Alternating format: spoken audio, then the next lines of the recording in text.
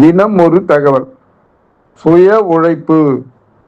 ஒரு ஊர்ல ஒரு பெரிய செல்வந்தர் இருந்தார். அவரோட மகன் எந்த வேலைக்கும் போகாம சோம்பேறியா சுத்திக்கிட்டு இருந்தான். மகனை திருத்த நினைச்ச தந்தை என்ன பண்ணாரு, இன்னைக்கு நீ உழைச்சி ஒரு நூறு நூறு ரூபாய் சம்பாதிச்சு கொண்டு வந்தாதான் உனக்கு ராத்திரி சாப்பாடு அப்படின்னு சொல்லிட்டார். அந்த பையன் நேரா அவங்க அம்மா கிட்ட போய் அழுது ஒரு 100 ரூபாயை வாங்கிட்டு வந்து அப்பா கிட்ட கொடுத்தான். அப்பா அதை வாங்கி இதை பக்கத்துல இருக்க கிணத்துல போடுன்னார். அவனும் யோசிக்காம கிணத்துல போட்டான். மறுநாளும் இதே போல தன் அக்காவிடம் காசு வாங்கிட்டு வந்தான். அப்பா அப்போதும் கிணத்துல போட சொன்னார். அவனும் போட்டான். மூணாவது நாள் அப்பா அவங்க அம்மாவும் மூணாவது நாள் அப்பா அவங்க அம்மா மற்றும் அக்கா 2 பேரையும் ஊருக்கு அனுப்பிட்டார். இப்போ பையனுக்கு காசு தர யாருமே இல்லை. வேற வழி இல்லாம அன்னைக்கு முழுக்க மூட்டை தூக்குற வேலை செஞ்சு ஒரு 100 ரூபாய் சம்பாதிச்சுட்டு வந்து அப்பா கிட்ட கொடுத்தான்.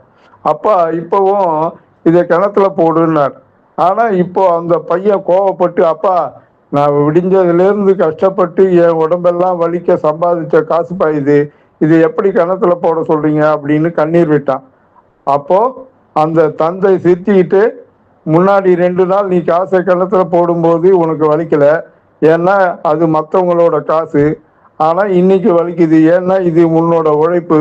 இந்த உழைப்போட அருமை உனக்கு புரியணும்னு தான் நான் இப்படி செஞ்சேன்னு சொன்னாரு அவங்க அப்பா.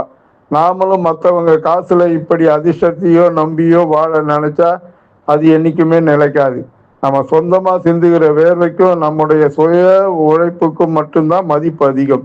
உழைப்பால் வர காசு தான் நமக்கு உண்மையான நிம்மதியையும் மகிழ்ச்சியையும் தரும். இந்த உழைப்பு மற்றும் வேலை பத்தின ஒரு சின்ன நகைச்சுவை.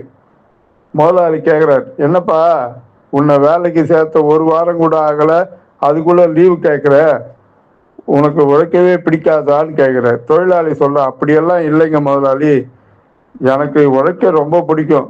அப்ப என்ன லீவு கேட்குற? உழைக்க பிடிக்குன்னு தான் சொன்னேன் முதலாளி, ஆனா மற்றவங்க உழைக்கிறத உட்கார்ந்து வேடிக்கை பார்க்க தான் எனக்கு ரொம்ப பிடிக்கும்னா. இது எப்படி இருக்கு? வாழ்க்கையில குறுக்கு வழிகளை நம்பாமல் நம்முடைய சொந்த உழைப்பில் நம்பி உயர்வோம். நாளைக்கு வேறொரு புதிய தகவலில் சந்திப்போமா? நன்றியுடன் உங்கள் தணிகானந்தம், சேந்தமங்கலம். வணக்கம்.